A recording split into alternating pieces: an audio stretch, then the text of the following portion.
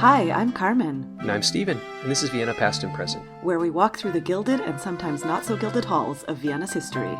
So it's time for Haider Part 2. If you missed the first part, you might want to go back and listen. Or don't. Who are we to tell you what to do? You do you. If you want to jump in the middle, you're in the right place.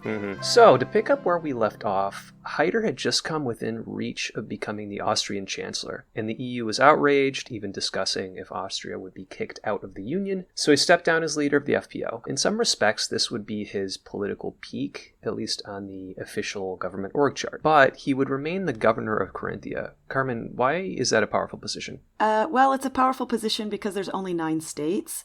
And so just by the numbers alone, when there's only 9, the governors of those 9 states have a good amount of power. Carinthia historically was also always antagonistic towards Vienna, and Haider really knew how to exploit that. Okay, so maybe there's like a clumsy US state equivalent here. Is Carinthia the Texas of Austria, or like the Saskatchewan of Austria? I'm not great at Canadian politics, but maybe something like that fits here? I think Texas could fit. You know, it's sort of a southern state that has a very strong identity and kind of its own sense of how they want to be.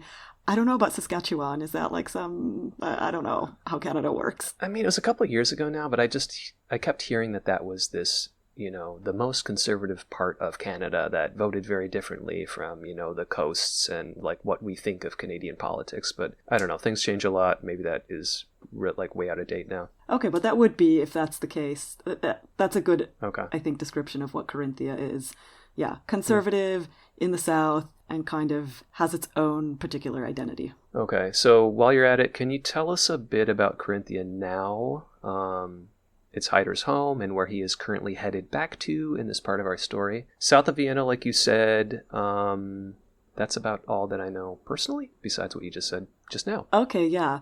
Haider's home, I'm not totally sure. It is the state that is mostly associated with Haider, but he is in fact from Upper Austria originally. Oh, right, okay. Right, although Carinthia is most associated with him because that's kind of where he had his political career. But yeah, to give a bit of background on Carinthia, it is the southernmost state of Austria. It borders on Italy and Slovenia in the south. It's super scenic. It's very beautiful. You have lots of mountains, lots of lakes. It's a really popular vacation spot. And I have to say, I think it is one of the prettier Austrian states. Okay. But we do always say you have to kind of separate the place from the people because the people are an interesting crowd.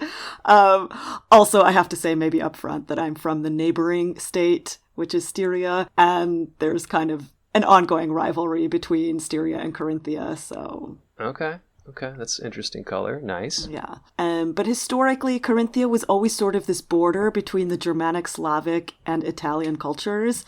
It's sort of in that little corner.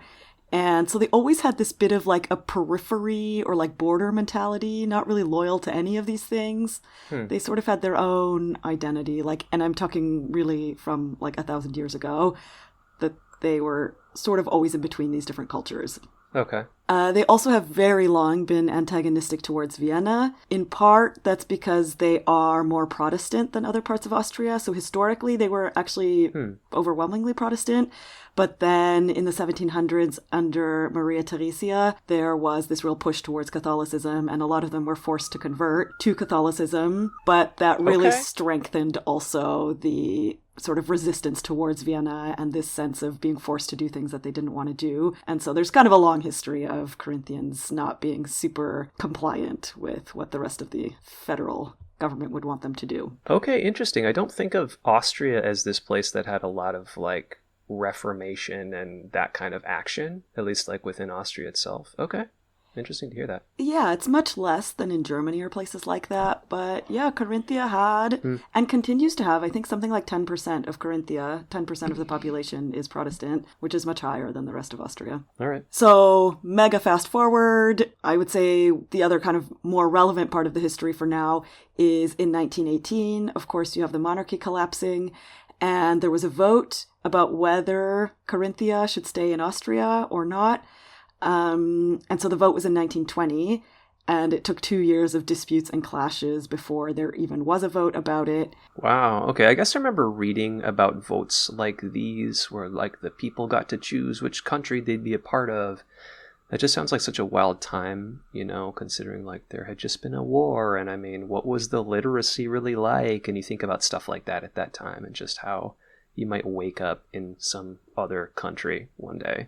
Okay. I know. Crazy. It's so weird. That whole time must have been so strange when the monarchy collapsed and suddenly you have to figure out what borders are going to be and who belongs where. And then, in some cases, there were these referendums or these votes, which, how do you even vote? I don't really know how you even vote on that. Yeah, would love to see who was monitoring that, right? Boy. I mean, interestingly, the westernmost state of Austria, which is Vorarlberg, they actually voted to join Switzerland. And Switzerland was like, no, we don't want you. And so they ended up with Austria. So there's some really weird little stories. Total mess. Okay. So yeah. All right. I think it was a very messy time.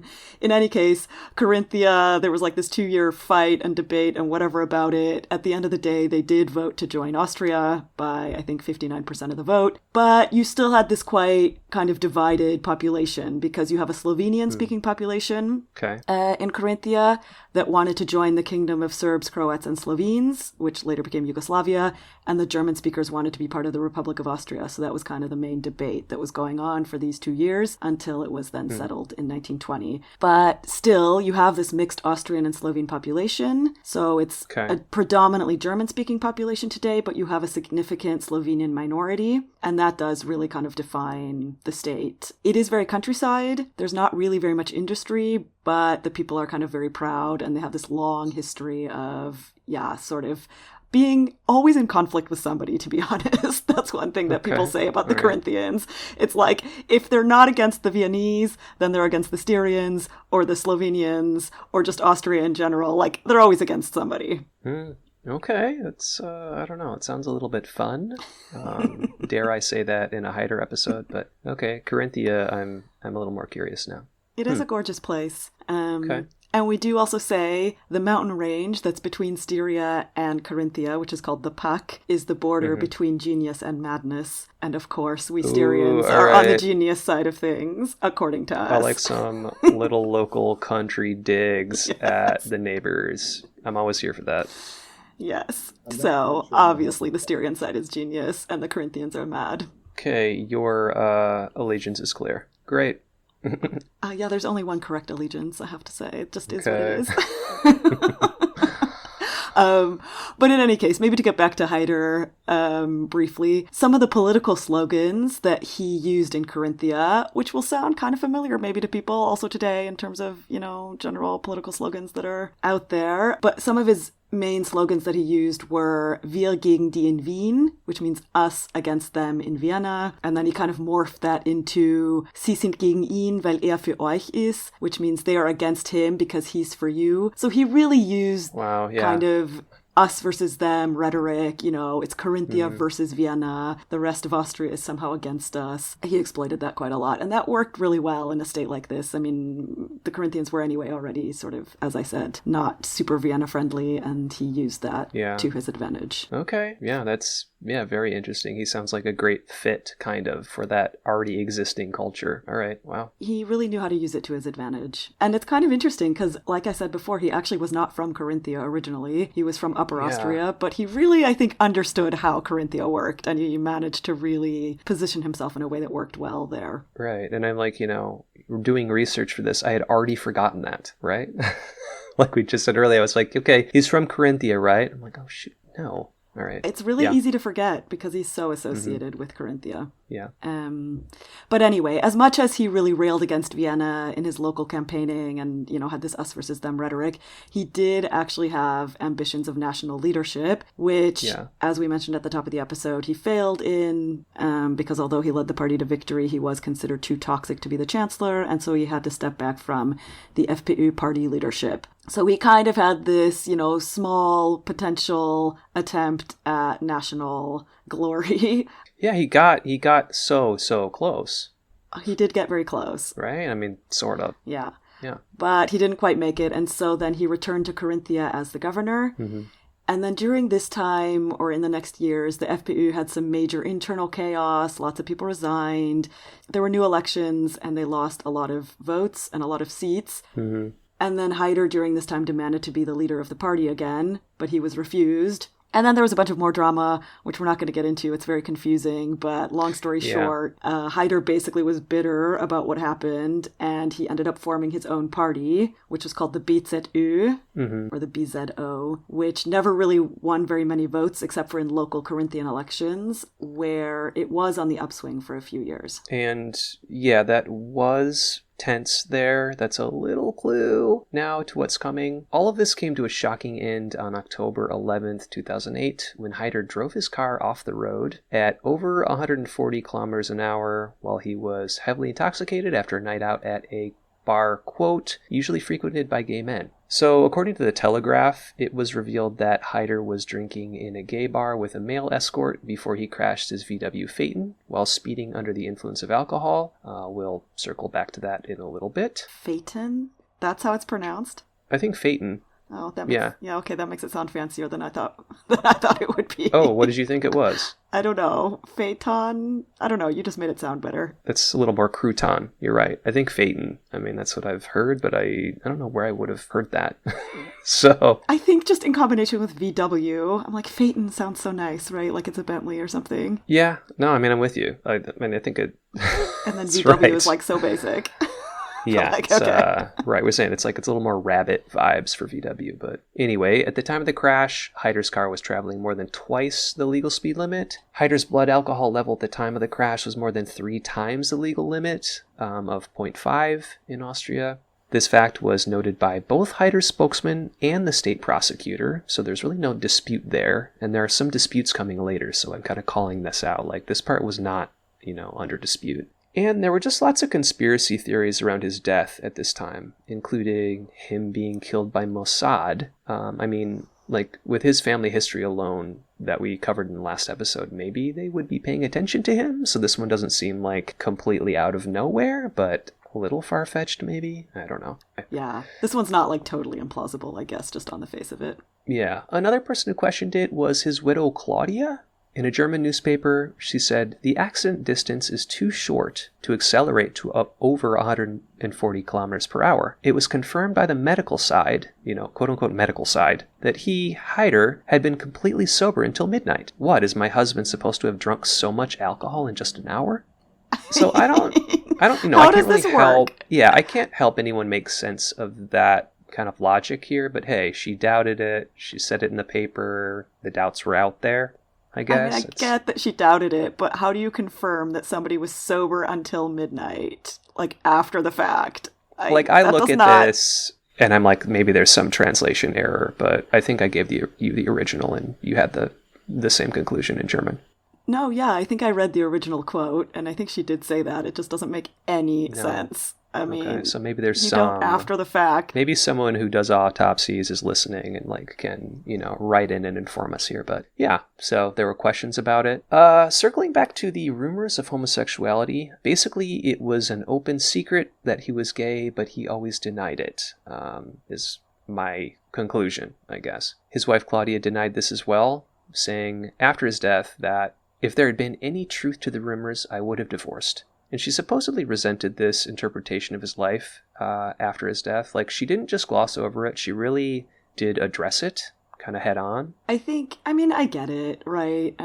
She's trying to protect her reputation and his legacy. Yeah. Yeah, I don't personally think there's a lot of questions about whether he was gay or not, but I get that she denied it. Yeah, and whatever, all of his politics and everything aside, it's it's hard to, lose your husband and then face these kind of complicated, sort of difficult to deny, I think, accusations right after his death. So yeah, who knows what. Yeah, and I think they had 2 kids or something as well, and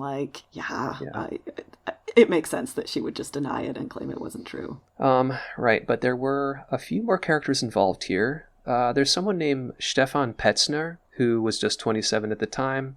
He took over the BZO party leadership after Haider's death. Again, the BZO was that party that Haider created when the FBO then broke up, the new one that he made, the last party that he was in before his death. He said in interviews in the days after that, quote, We had a special relationship that went far beyond friendship. Jorg and I were connected by something truly special. He was the man of my life. So it's said that the party tried to ban other interviews that Stefan had planned after he said that. So like they were kind of doing damage control. It sounded like there was more banning than like refuting. Yeah, trying to just manage the message, right? Yeah, I think some interesting color here is, I saw this New York Times article that was written at that time. Essentially, it said that in 2008, when this happened, countries around the EU were making bigger, more visible moves on marriage equality, and politicians were starting to come out, like in Spain, Germany, Belgium. The gay community in Vienna, at least, was visible, but I guess that wasn't very true in the rest of Austria at that time. The article quotes an Austrian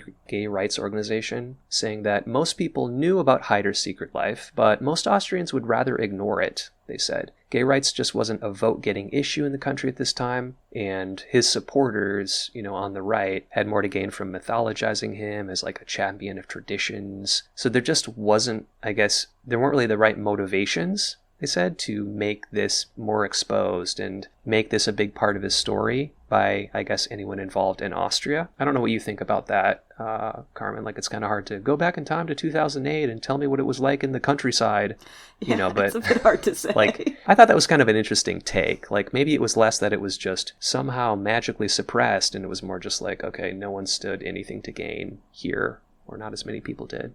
Yeah, I mean, obviously it's hard to say how it was in the countryside. Haider's death is one of the first things I remember after I moved to Austria, because this happened, I think, 2 weeks after I moved to Vienna. Okay. And it was big news. This part of the story that he was coming from a gay bar was a part of the story, but I don't remember it being hugely discussed. I don't know. I think at least in Vienna, the attitude was like, yeah, of course he was gay, and that's super not surprising. Mm-hmm. But it wasn't really, I don't know, it wasn't really a scandal. And I don't think it was much discussed in the media. And maybe, yeah, you're right. I don't think it was that much of a vote-getting issue at the time in Austria, so it just wasn't really that picked up on. It was, I think, a detail that I don't think people were super surprised by, to be honest. And yeah, either it was just ignored or uninteresting, I suppose.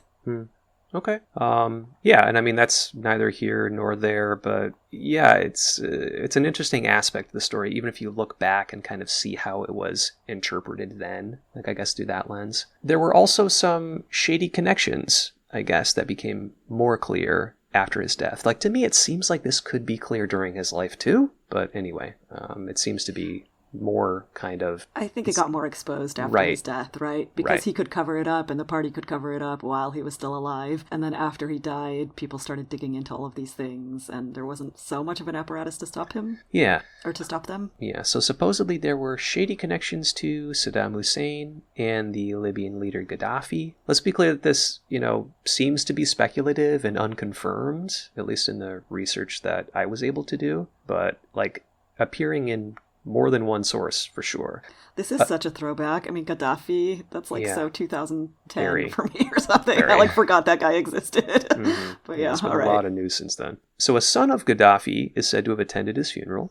He had a lot of sons, I think, but that is definitely a bit of a thinker. I don't know, I just don't think of like Libya and Austria as being BFFs at any point, but Yeah, but, corruption goes everywhere. But yeah, no, you wouldn't think that those two would be hanging out too much. It's not like France or something. Okay, it's not quite as logical to me. Kind of strange bedfellows, yeah. Then documents were supposedly found, a quote, black book written by an FPO party leader detailing visits to Iraq by Haider before the 2003 Iraq War. And money transfers were detailed in this, in the millions of dollars from Saddam's son's Swiss accounts, delivered in a briefcase at a meeting in Munich for investment purposes. So just a little bit of like a suspicious amount of detail there.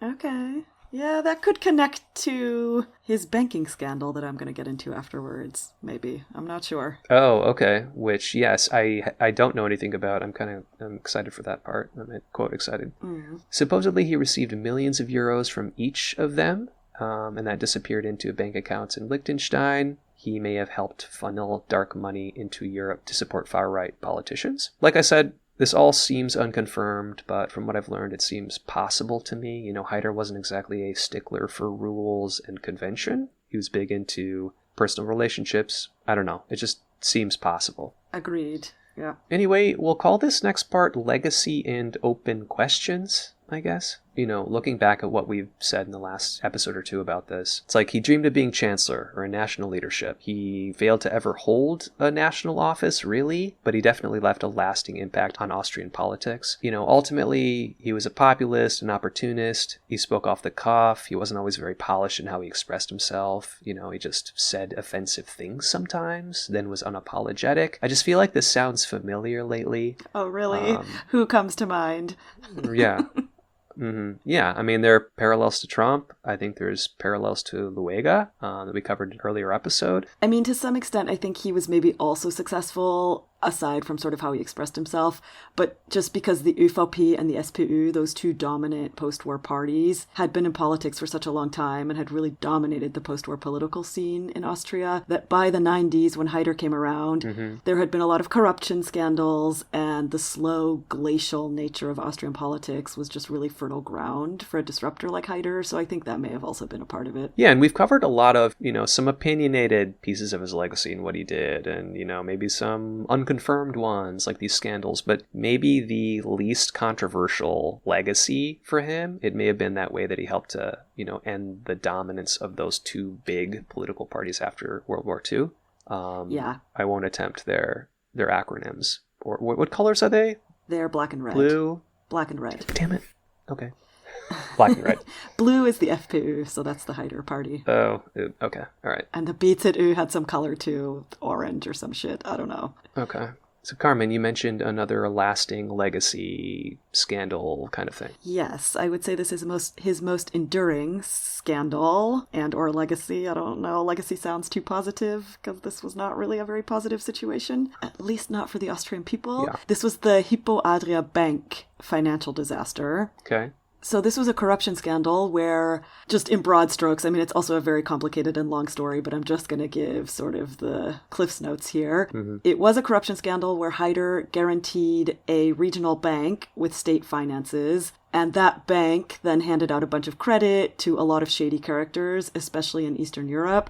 And there was kind of this agreement that basically Haider would use taxpayer money to, fund this bank so that they could expand into Eastern Europe. And they would then finance Haider's pet projects in Carinthia that were like absurdly expensive and just super corrupt. Like, for example, there was one event venue that was built that had 600,000 euros in operating costs per year, but only brought in 40,000 euros per year. And the bank just Yikes. financed that for years, even though it had a huge operating loss and was not viable at all. And unsurprisingly, as a result of these kinds of things and the fact that they handed out all this credit that was, bad credit and never paid back for all these shady projects in Eastern Europe, the bank became insolvent.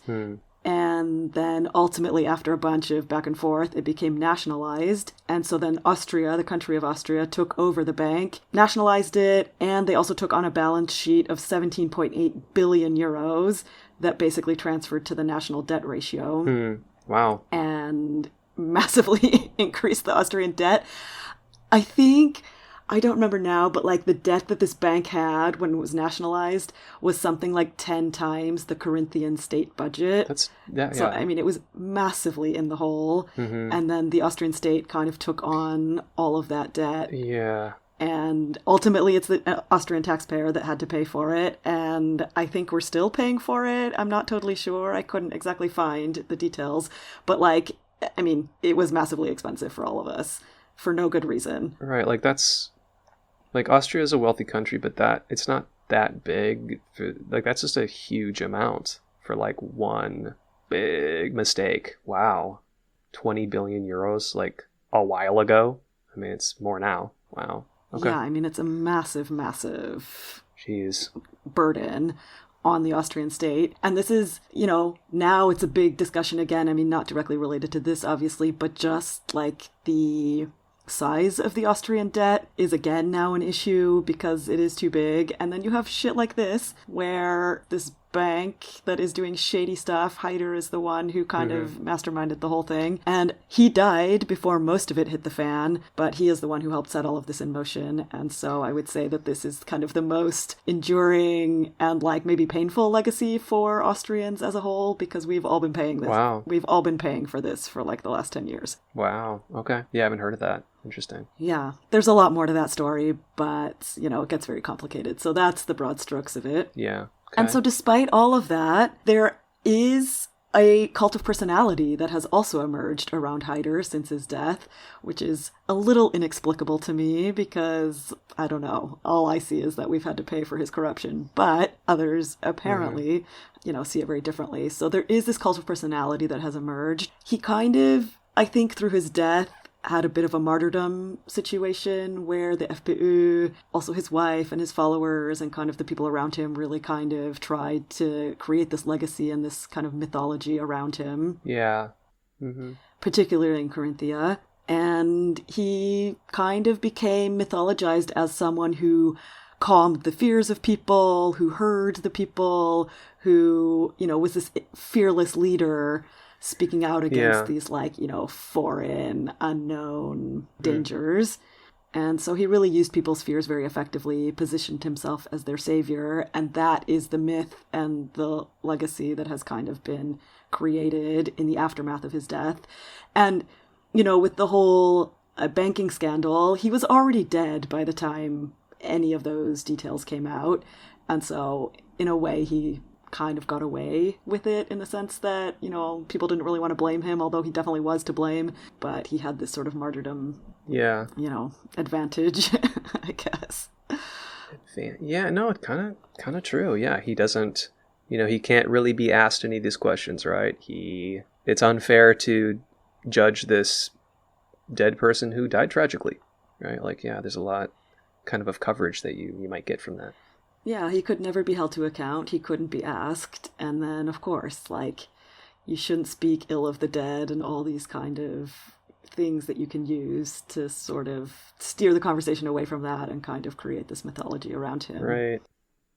And so the FPÖ to this day still promotes the image of an idealized Haider who was there for the Austrian people when no one else was, and they just fully ignore all the corruption and the damage that he caused, right? That's obviously not a part of the story, and it's very much about, he understood the Corinthian people, he was there for them, he was like their strong, fearless leader who said what needed to be said. And so he still remains very popular in Carinthia even today. Yeah, and I mean, I think the topic for this episode, it came up because the FPÖ is back and Trump is back. You said that he came up in the Austrian news recently again, right? Yeah, he did come up during the election in September, or after the election, when the FPÖ had their best result that they've ever had historically. And yeah, immediately a lot of the headlines were all about, you know, how Haider would be proud and this is Haider's legacy. Wow. Okay. And they really were tying it back very heavily to Haider because their best showing previous to this one was under his leadership. And so, yeah, he's kind of back in the headlines, in the news. And yeah, this cult of personality really persists. Yeah, and it was interesting to me how relatively little information there was, you know, in English beyond, you know, the stories about his death, you know, sort of this high-level coverage of, like, you know, is he gay or not? So I wonder if there will be new looks at him, right? And hopefully we've kind of cobbled together something to, you know, provoke some thoughts here. I definitely learned when I was researching for this, so... Yeah, interesting character, to use the term broadly. Yeah.